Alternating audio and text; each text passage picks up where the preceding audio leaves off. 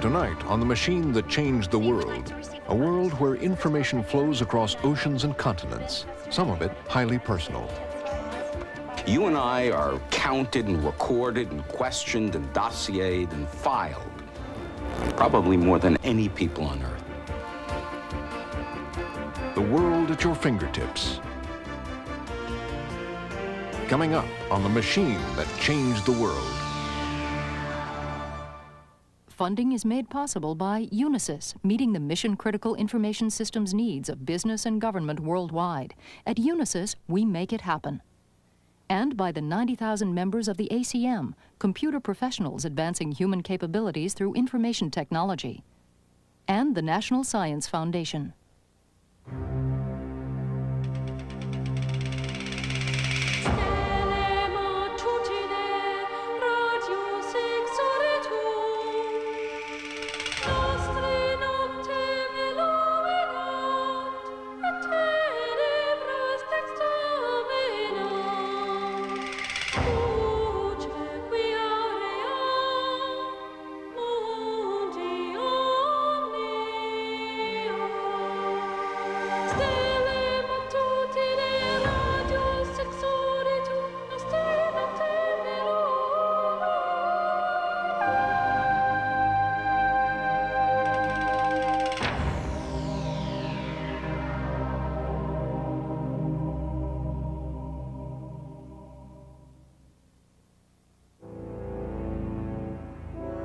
"45 years ago, there was only one working electronic computer in the world.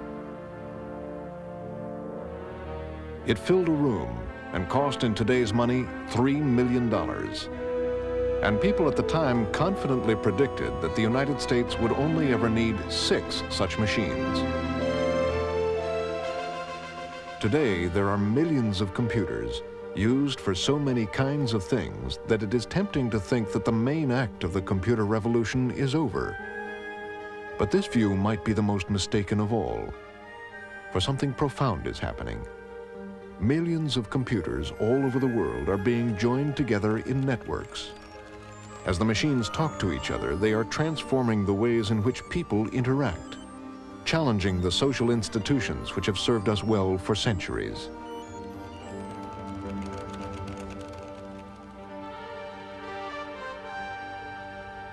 For hundreds of years, we have recorded and communicated our thoughts as marks on paper.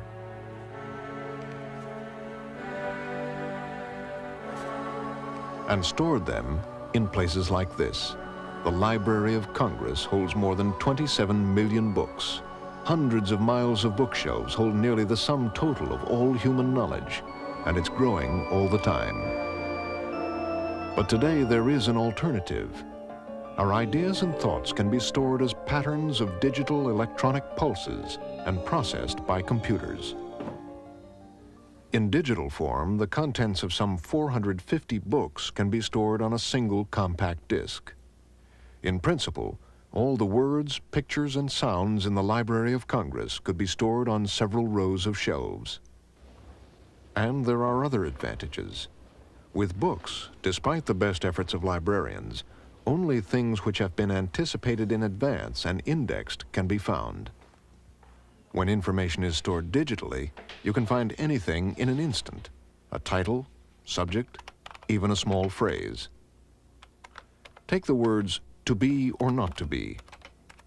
The computer can search the 450 books for these words in a few seconds, revealing that it occurs not only in Hamlet, but in 6 other works.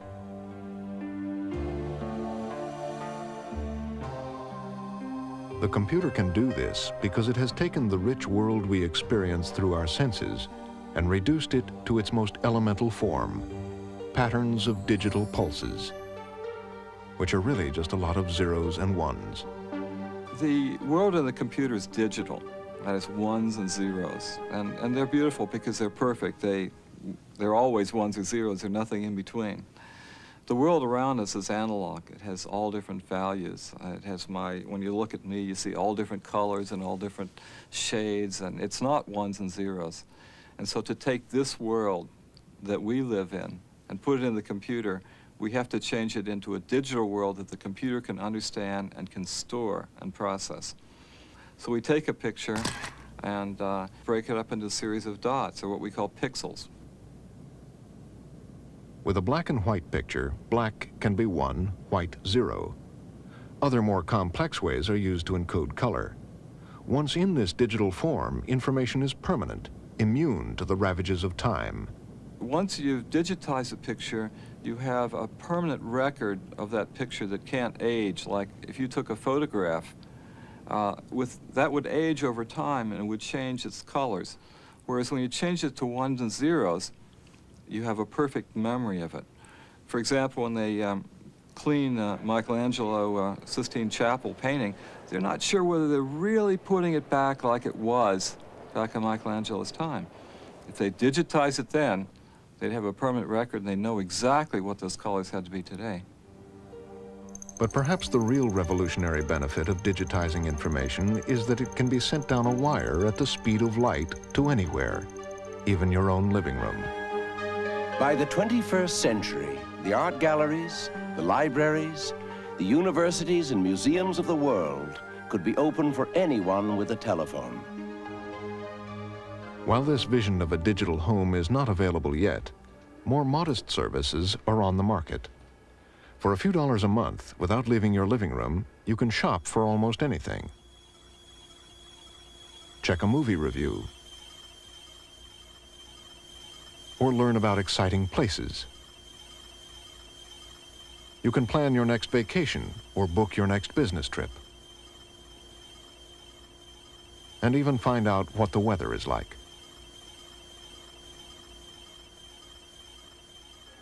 Nearly 2 million people use such services, which bring a world of information into your home. But you can, if you prefer, use the computer like Dave Hughes, as a gateway to an electronic frontier.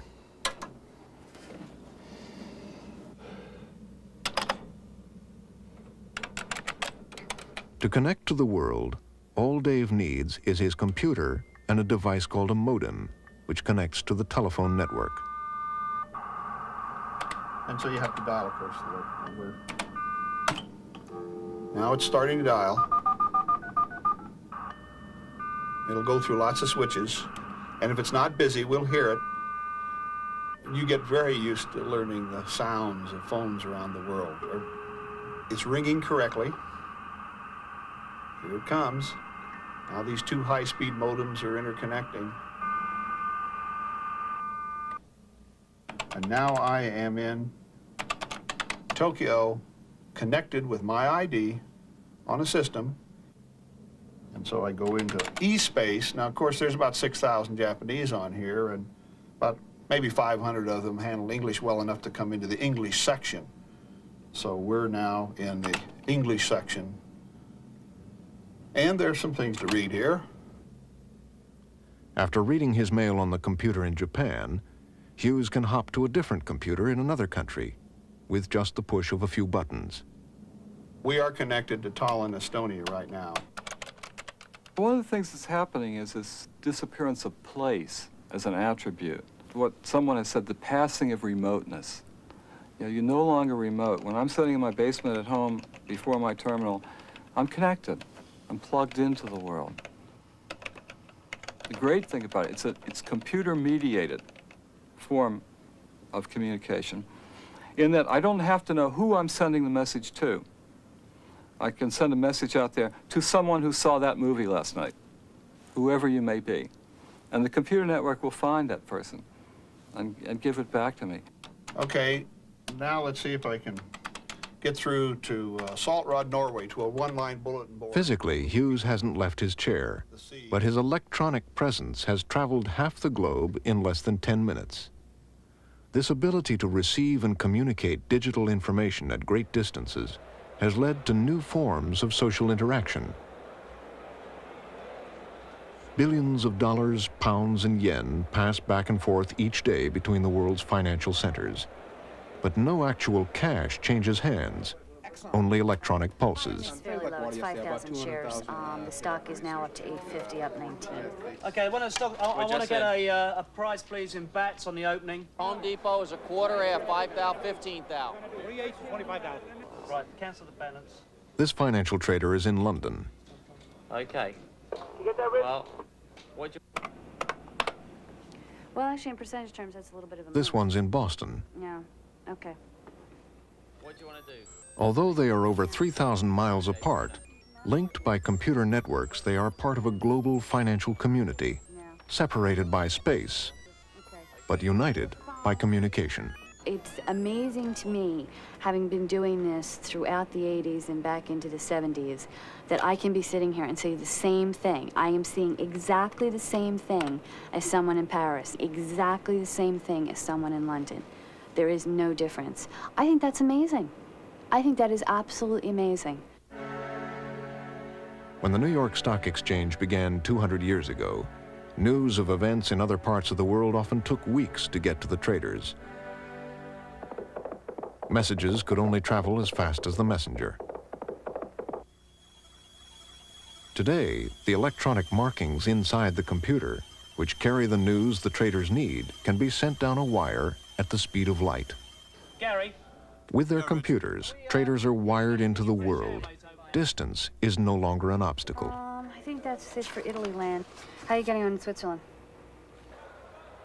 Institutions like the New York Stock Exchange are still at the center of much of this activity. Hundreds of millions of shares of stock are traded here every day. The orders to buy and sell huge numbers of shares are placed with middlemen called brokers on the floor, and they come from traders around the world who speak a language all their own. On the sell side, Bobby, General Electric, it's going to open up. Everything's going to open up. That's fine. Take advantage of it. I got 100 for sale. You know, maybe do 20 if it's going to open nicely, and then work the rest of the day. Have you got any report for us in ICI? I see they traded an eighth on the opening. They have traded higher. I don't know what your form is, but if we take the stock at 2, we get a turn on it. Well, do you want me to do it for you? I've got no book. I'll do what you like. Yeah, well, if you could take him, well, up for 100. On the Coda? The stock market, once buried under paperwork, can now handle as many trades in a day as it once did in a week. 3.85. But do buyers and sellers who communicate through wires have any need for middlemen? In fact, do they even need a stock exchange at all?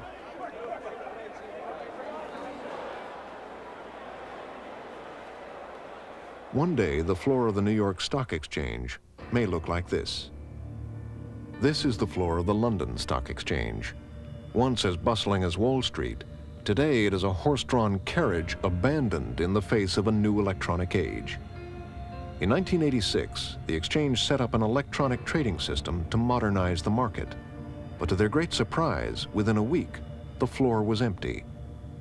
Traders realized they no longer needed a central marketplace or its brokers. They could trade faster and more effectively from the computers in their offices. In the digital age, a physical stock exchange may simply be unnecessary. I was very surprised at the speed with which they left the floor. Indeed, it was somewhat embarrassing to us because we'd spent quite a lot of money on kitting out the trading floor with screens in the expectation that the old culture would prevail and people would wish to stay in physical contact one with the other. Computers which send, receive, and process information offer a new way for people to interact. Hi there. Computers are creating new social gatherings that are not geographic. The old town commons was just for those town people. But now we're creating comparable groups of people throughout the world, but they're united not by geography, but by some common interest. In the world of technology and science, we have many of these discussion groups around particularly scientific and engineering disciplines. And we gather around this little electronic fire and trade wisdom. It's beautiful. Exchange of knowledge has been the cornerstone of scientific discovery and progress. For centuries, the primary means of testing and communicating new ideas has been to subject them to a rigorous review by the editors of scientific journals.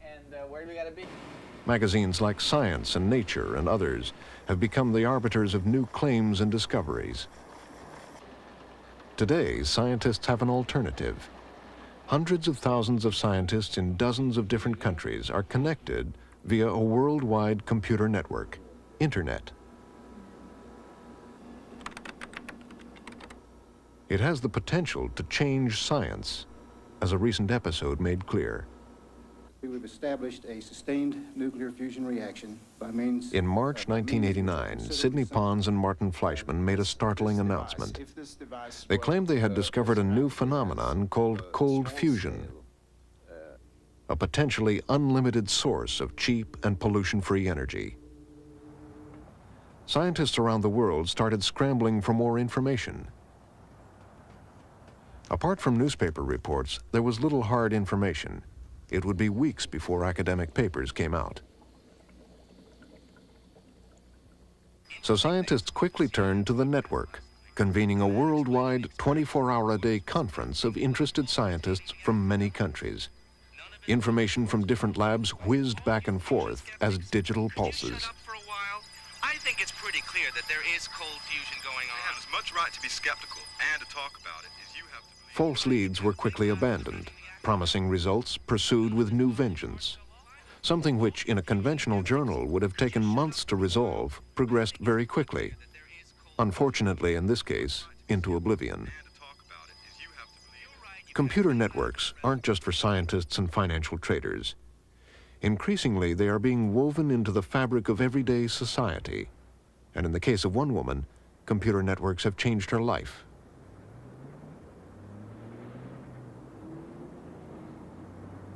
Theo Groothoff has been confined to a wheelchair since a car accident left her partially paralyzed. Although she's learned to live with her disability, she still misses the simple pleasures of mingling with people in the outside world. But with her computer, Theo is now connected to a whole network of new friends through a system called SeniorNet.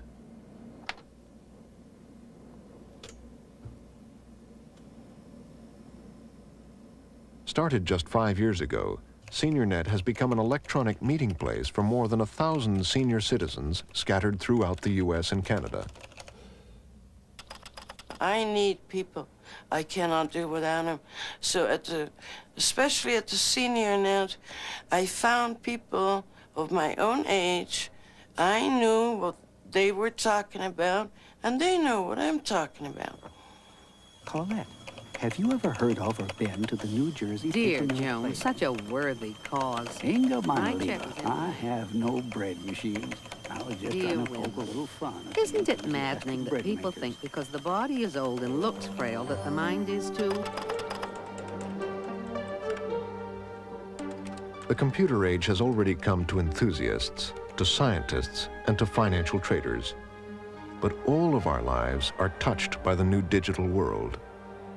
Whether we know it or not, we're all part of an electronic community, in the sense that very personal information about us is gathered in one place, in a credit agency, in a police agency, in medical records, and frequently pulled together in ways that we don't even know about. Nearly every person in this country has an electronic presence, a compilation of the electronic traces we leave behind. Whatever we think of computers, modern society depends on them. One of the great ironies in this is that we're supposed to be the freest country on the planet. And I think we are. But because of our technological sophistication in the field of information technology, we are probably the most dossiered people on the planet. Even in totalitarian states, they don't have the data wealth that exists here in the United States. You and I are counted and recorded and questioned and dossiered and filed, probably more than any people on Earth. Withdraw money from a bank, your name goes to 2 computers. Get a driver's license, 4 more computers can get information on you. Use a credit card, your name is sent to as many as 7 different computers. The information on your paycheck is sent to 3 different databases. Even if you're just sitting at home doing nothing, Your name will pass through up to 50 different computers in a day. It all adds up to an incredibly detailed picture of your electronic alter ego, one over which you have little or no control. One of the consequences of having computer networks is that you can actually allow information to get polluted and for the pollution to spread around, too. You can get wrong information in there. There's always wrong information in a database. It's almost impossible to prevent. And now you can get that wrong information transmitted around and shared, replicated, and acted upon.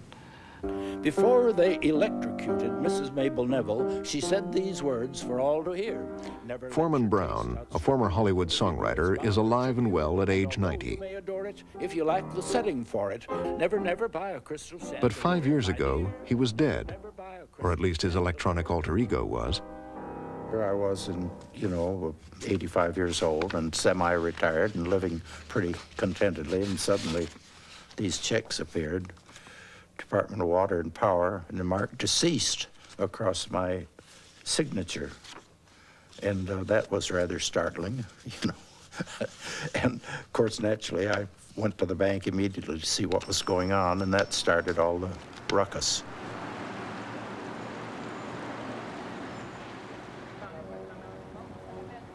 Brown left, assured by the bank that the matter would be resolved. But his troubles had just begun.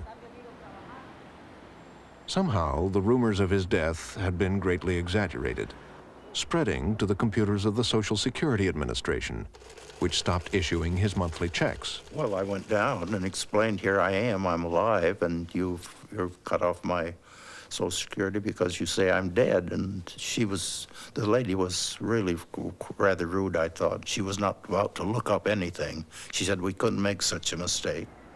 Hard as he tried, Brown couldn't keep up with the rumors as they quickly spread from database to database. Everywhere he went, the data got there first. I was going to rent a film, and I offered my American Express card, and the girl looked up, as you generally do, to get the numbers okay. And then she came and promptly tore the card in two and threw it in the wastebasket.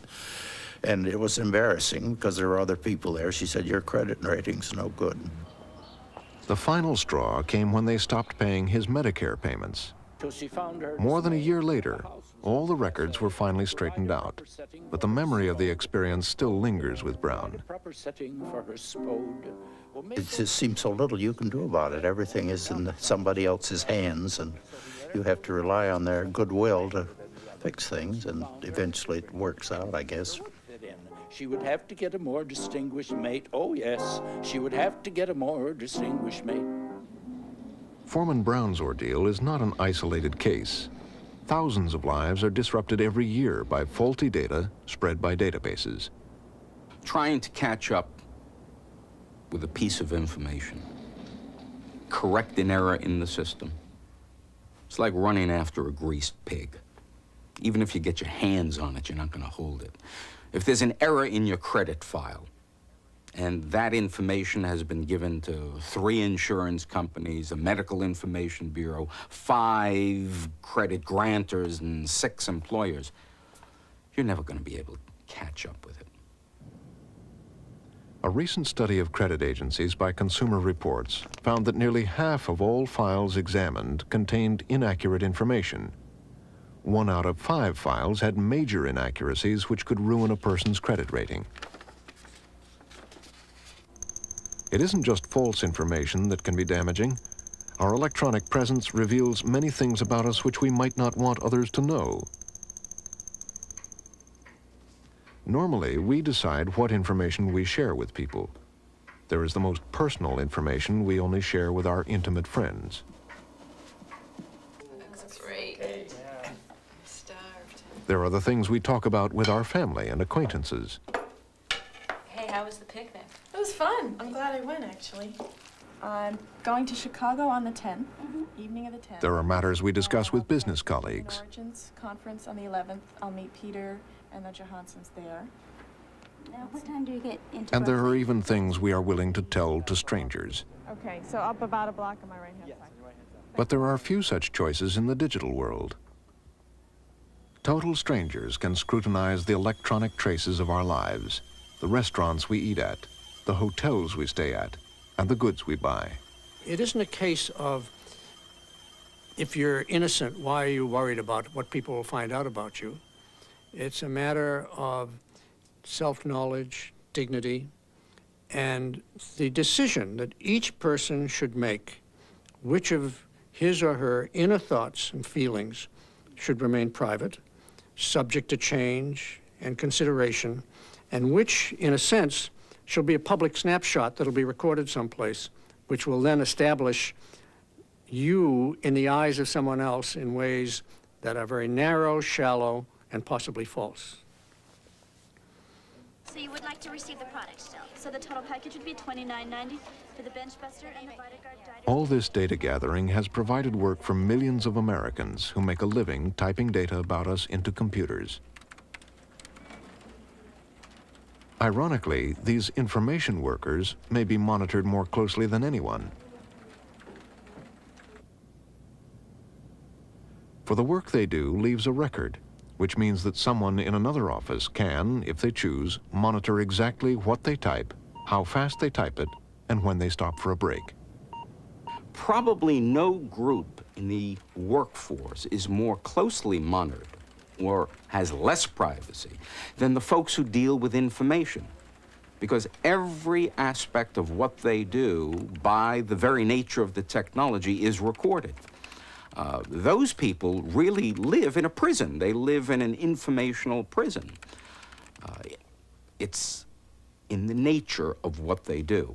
Now, I can see and have believed for some time that employee privacy is one of the great workplace issues of the 21st century. For some employees, it has already become an issue.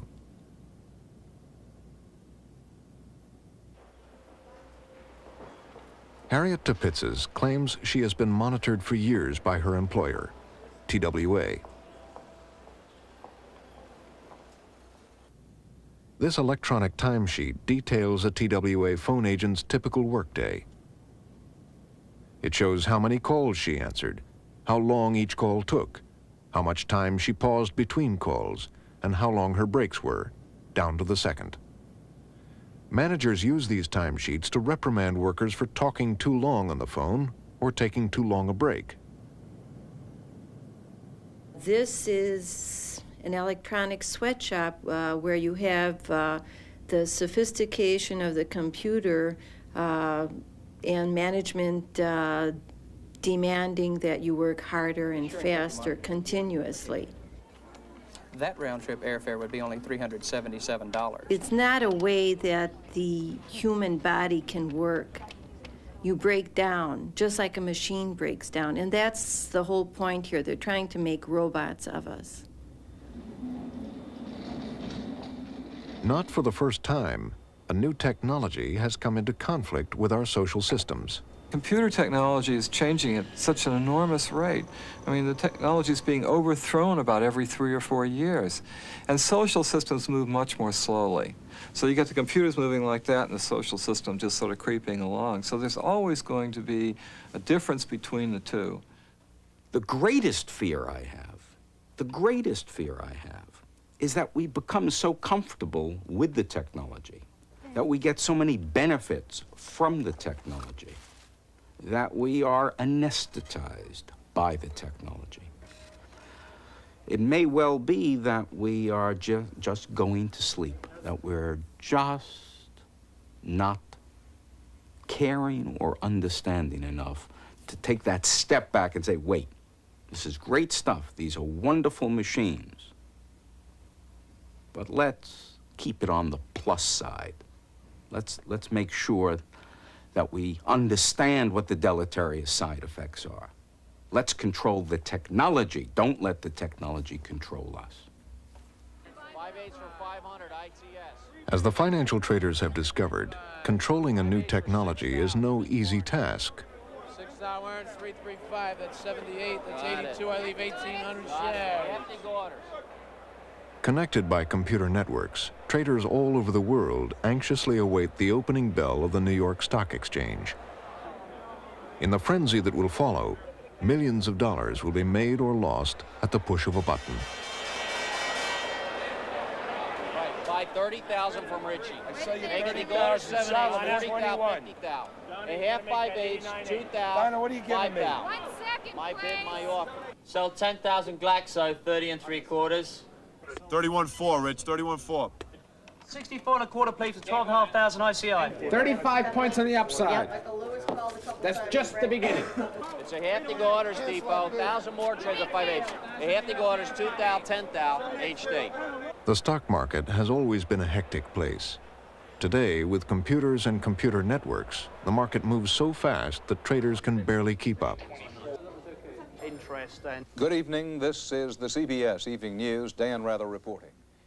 On October 19th, 1987, things got completely out of hand. They're calling it the Monday Massacre, the worst drop in Wall Street history. Hour after hour today, wave after wave of selling hit the stock market. A selling panic, the professionals call it. By the closing bell, the Dow Jones Industrial Average was in the steepest fall in its 103-year history, down more than 500 points. Computers kicked off some selling programs. Many experts believe that computerized trading, so-called program trading, was partly to blame for this disaster. In program trading, special computer programs spot trends and incite traders to buy or sell huge quantities of stocks faster than humanly possible. These trades, in turn, may be detected by other trading programs, triggering them to buy or sell. Very quickly, an avalanche effect can build up, causing wild swings of the market. Since the '87 crash, the New York Stock Exchange has imposed new procedures to intervene and, in effect, slow down computerized trading. A century ago, it was weeks before you found out that there was a war going on across the sea. It took that long for the information to get over. And that told us something about the pace of events. Today, this is getting squeezed down to microseconds. Literally, something happens in Australia, and an investor in New York knows about it and takes action just like that. We're getting so right now that we worry about the speed of light being a constraint on us. It takes 30 milliseconds to get a piece of information across the country. And we're worried, does this really make a difference that you're not going to find out about something until light gets there? That's how far we've gone with the information flow today. And the question is, are our social systems stable when you turn the gain up and collapse this information flow? And we don't know. These are some of the anxieties which are beginning to cloud the dream of a computerized society. This place may well be first to find out whether the dream is turning into a nightmare. It has started one of the largest social engineering experiments involving the most complete use of networked computing. This experiment is not in Japan, the USA, or Western Europe, but in Singapore. 10 years ago, few Singaporeans knew how to use a computer, let alone a computer network. At that time, the Singapore economy was built around heavy industry, steel and chemicals. Today, they have staked their future on information technology, IT as they call it. The government has ambitious plans to make Singapore a developed nation within a decade, to become a global business and communication center, managing not only manufacturing, but information as well. Our vision is to evolve Singapore into an information society. In fact, I should say, the vision of the country is to become a developed country by the end of the decade, where we will have meaningful and vibrant economic activities, with cultural activities, with high standard of living. And this vision that we have is providing a lot of excitement to various organizations. IT matters to us because we are working a very small and tight ship. We don't have millions of people to dispose of. We have relatively few digits, and every person must be performing to his maximum, which means that he must be supported by technology, by information, by networking. All over the island, work is done electronically through computer networks, be it business, medicine, or law. But this is only the start. In this room and others like it, an electronic alter ego is being developed for the entire island. In the past, information on Singapore only existed on land deeds or old maps, which were hard to find and harder to use. Now, Singapore is being digitized. Everything you want to know about Singapore is being gathered in a massive electronic database called the Land Data Hub. Everything about any particular building is there. How the power lines are connected, which phone lines it uses, which businesses are inside, and who owns them.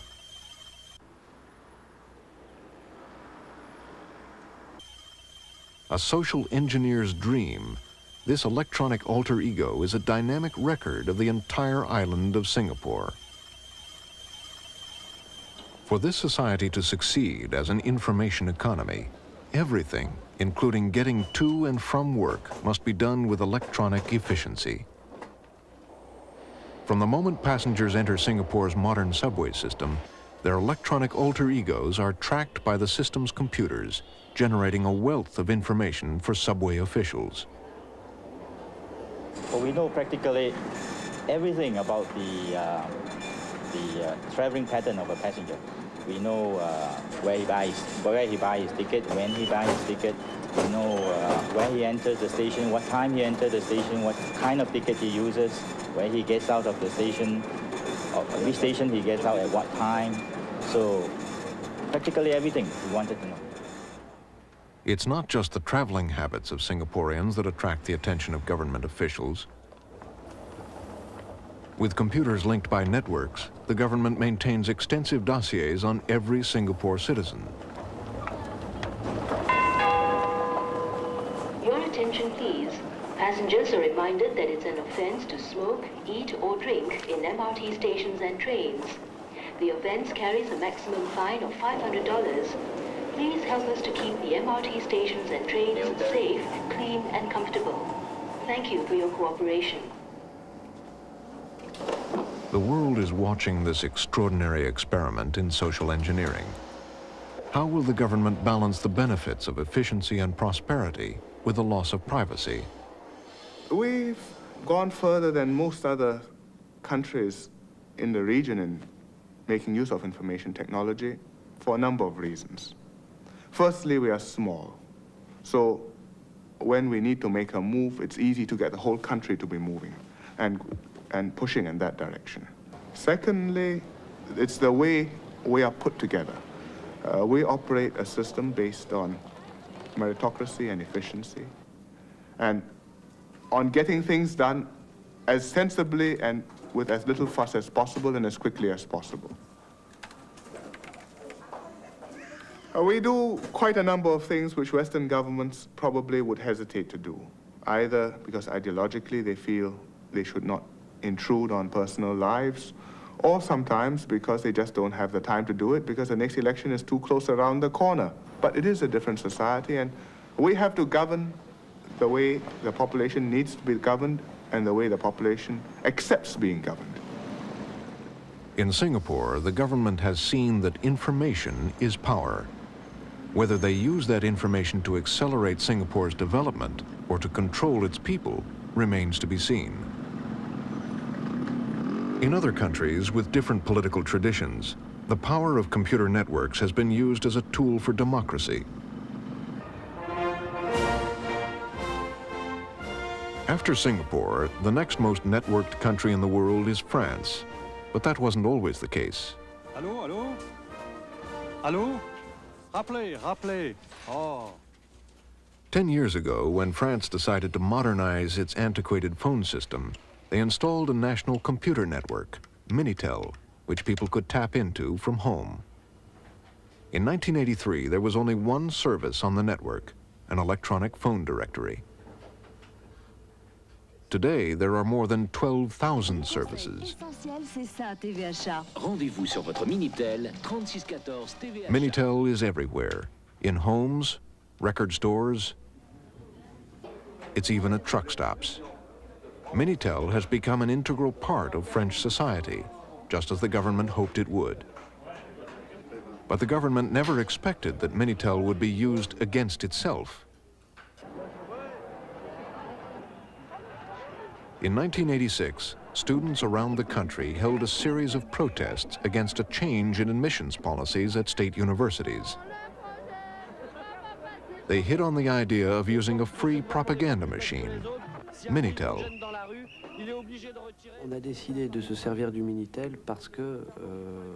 We decided to use Minitel because the movement was all over France and we wanted a way to communicate quickly between organizers and universities.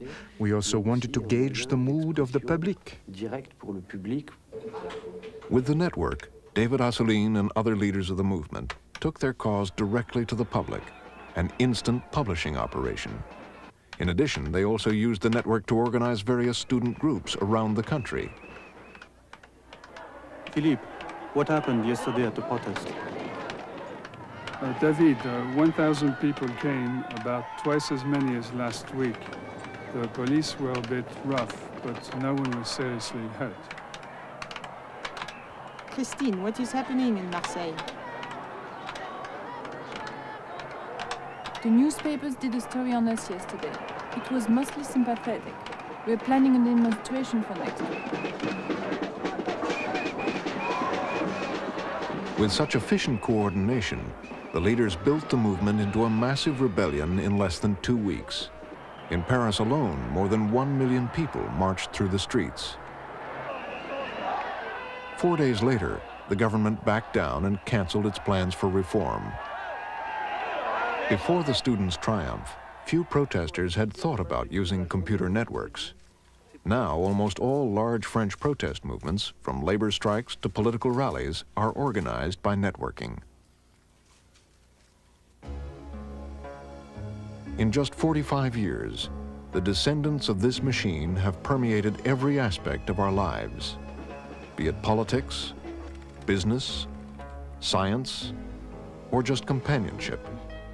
From Singapore to Paris, from Wall Street to the City of London, the future is digital. Whatever you feel about computers, there is no going back to a world without them.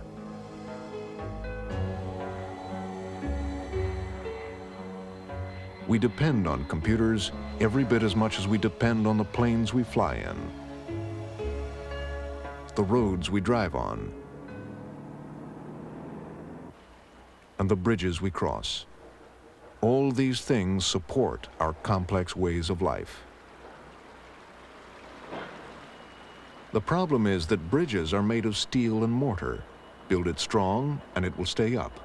But the computer's foundation is less tangible.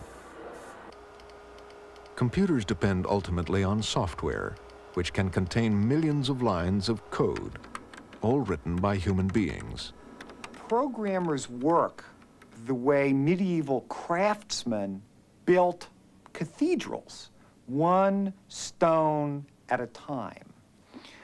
There's no equivalent of industrial methods of production. We don't have the software equivalent of interchangeable parts. We don't have the equivalent in building software of the assembly line. It's all hand-worked. And that means you don't have the precision or the reliability to be able to safely say, well, having built this, we think it works according to the specifications. Instead, you have to exhaustively test it. And there are always particular combinations of circumstances that somehow have eluded the test plan.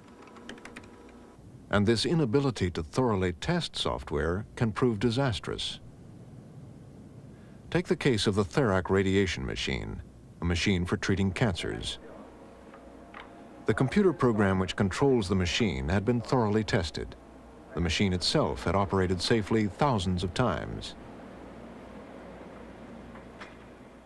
But when patient Katie Yarbrough underwent Therac radiation treatments for a cancerous tumor, things did not go as planned. She said, "What's the matter?" And I said, "You've burned me." And they said, "Oh, no, that's not possible. This is the most sophisticated piece of equipment on the market. And it's not possible for you to be burned." And a week later, I was totally paralyzed on the left side. Less than a year later, at another cancer center, a Therac machine malfunctioned again. Ray Cox was being treated for a tumor on his back. 6 months later, he died. In fact, the Therac radiation machine had a software bug in it. When the operator made a mistake setting doses and corrected it in a particular way, the machine ignored the change and emitted a powerful blast of radiation. Instead of a normal dose of 200 rads, Katie Yarborough was hit with 20,000. Since the installation of new software and extra safeguards, the Therac 25 has been free of problems. Faulty software in one machine is frightening enough, but when connected to a computer network, the potential effects can be devastating, because nearly everything which happens in a network is controlled by software. It's curious about computer networks today. I think that they're very robust in one sense and fragile or vulnerable in another sense. You can go out and physically damage networks, drop bombs on them, cut lines, and they still work. And yet they're vulnerable to little information damages. They're vulnerable to mistakes in computer programs that run them. Imagine a program that has 2 million lines of code that are the instructions that run it. It's guaranteed that they're not all right, that there have to be mistakes in that. It's beyond human possibility to make that entirely right. They're just waiting to happen. And on January 15th, 1990, happen it did. About 2:25 yesterday, Eastern Time, a software problem occurred in the network. Preliminary indications are that the trouble was in the signaling system spread rapidly throughout the network. The AT&T telephone system, which had run for 30 years without a major hitch, was crashing. Technicians watched in horror as line after line began to fail.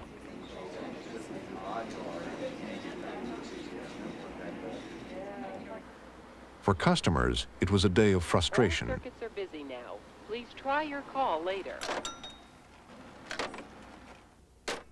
Nearly 20 million phone calls couldn't get through. Companies which depend on the telephone system, such as travel agencies, suffered millions of dollars in lost business. After 18 hours of frantic searching, engineers traced the problem to a single line of bad software among the millions that control the network's computers. A small mistake in one of these millions of lines of computer code that governs the network was suddenly called into play. And one switch told another switch, do this and do that, and they were wrong things. And the next switch communicated it to another. And the network started talking to itself and babbling back and forth, and pretty soon it stopped working. The problem with software is you can never test it completely. I mean, you'd like to think that you've written this program and now you could test it to see if it works. But the problem is that there's so many possibilities for conditions, for the inputs to this program. There's so many what ifs, what if this, what if that, and you put a lot of what ifs together and you get just a myriad of possibilities. And so many, you could never test all the situations. The collapse of the phone system has led some people to wonder what else is at risk. For every day we trust our lives to software. Take flying. Each day more than 1 million Americans travel by air.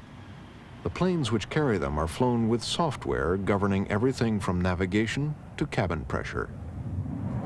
And they are guided through the air by air traffic controllers who depend upon computers to feed them crucial data about a plane's position, speed, and altitude.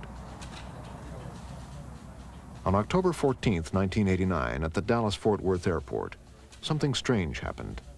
Information on the air traffic control screens began to disappear. The controllers knew that they had to act fast. Lives were at stake. This is not a job where you can say, hold on a second while we get the thing operating again. Aircraft are still flying. They're still in our environment. They're doing 250 knots. And an aircraft can travel quite a distance over in a minute doing 250 knots. With planes circling overhead and no working computers, controllers were forced to rely on their memory and the only tools they had left, pencil and paper. It seems unbelievable we resort to pencil and paper, but those are real people in those aircraft, and you have to resort to whatever means that'll help you remember that that aircraft's there and at what altitude he's at. The problem was caused in part by a poorly designed computer program coupled with an overload of traffic at the Dallas airport. Fortunately, no accidents happened during the computer crashes, but such computer software problems have occurred at many other airports. Software is fundamentally different from the other elements of our infrastructure on which we depend. Years of experience have taught engineers how to build safe bridges, and large safety margins are built in.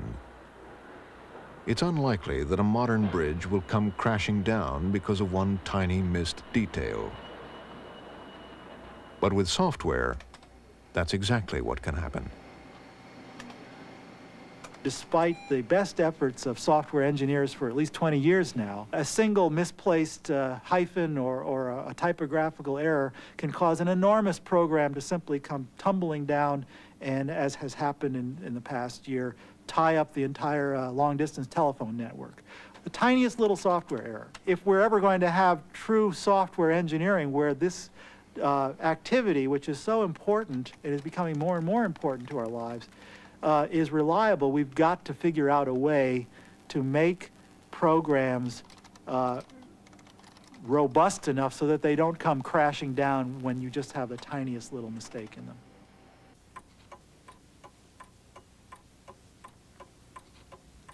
There is a remarkable irony. The story of the computer began 150 years ago because one man, Charles Babbage, was worried about the errors which human beings, called computers, made when calculating mathematical tables. Because engineers and navigators relied on these tables, mistakes could cause ships to get hopelessly lost or run aground. Babbage's analytical engine, the blueprint for the modern computer, was to be the answer, a machine which would not make mistakes. In time, the machine that Babbage dreamed of would indeed be built. It would compute numbers faster and more accurately than any human could, but it would also lead to things that Babbage could never have imagined.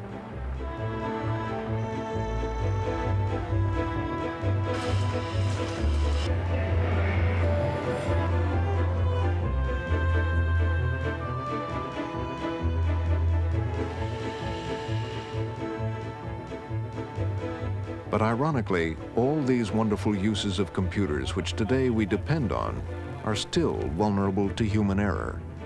For while computers don't make mistakes, the humans who program them do. We go forward into the future knowing this. But what kind of world will it be? Computer manufacturers certainly have their own ideas about the digital future. Most see computers getting smaller and more powerful.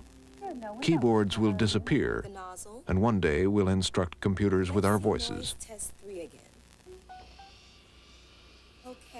Some see a world where children bring small computers to school instead of books, and through them have access to a world of knowledge. And the cracks are called fissures. I knew that. What's it really look like? This is what a volcanic eruption looks like in real life. Intervals. Excuse me, Jill Gilbert is calling back.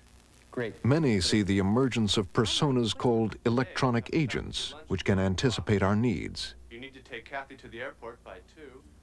But all computer experts agree that communication will be a central element in the digital future. This is Mary. Hi, Mary, it's Fred. Fred, where are you? Sorry, I went to get a notepad. I'll have to check. But these predictions may be as wrong as the remarks made in the late 1940s. Then people could only envision the world needing 6 computers. The computer is not a machine in the traditional sense. It is a new medium. Perhaps predicting the future of computers is as hard as it would have been to predict the consequences of the marks Sumerians made on clay 4,000 years ago. It's ironic when you look at the history of writing to find that it began as a very utilitarian method of helping people remember how much grain they had. And from those very humble utilitarian beginnings came poetry and literature and all the kinds of wonderful things that we associate with writing today. Now we bring ourselves up to the invention of the computer. Very same thing is happening. Invented for a very utilitarian, prosaic purpose of doing calculations, the kind of relieving the tedium and drudgery of cranking out numbers for insurance companies or something like that. And now we begin to see this huge culture that's grown up of people who are discovering all the things you can do by playing with the computer. We may see a time in the not too distant future when people will look at the computer's impact on society and they'll totally forget its humble beginnings as a calculating device, but rather as something that enriches their culture in undreamed of ways, just as literature and art is perceived today in this world.